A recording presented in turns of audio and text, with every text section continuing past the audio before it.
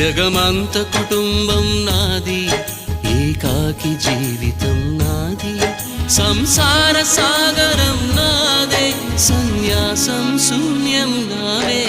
జగమంత కుటుంబం నాది, ఏకాకి జీవితం నాది.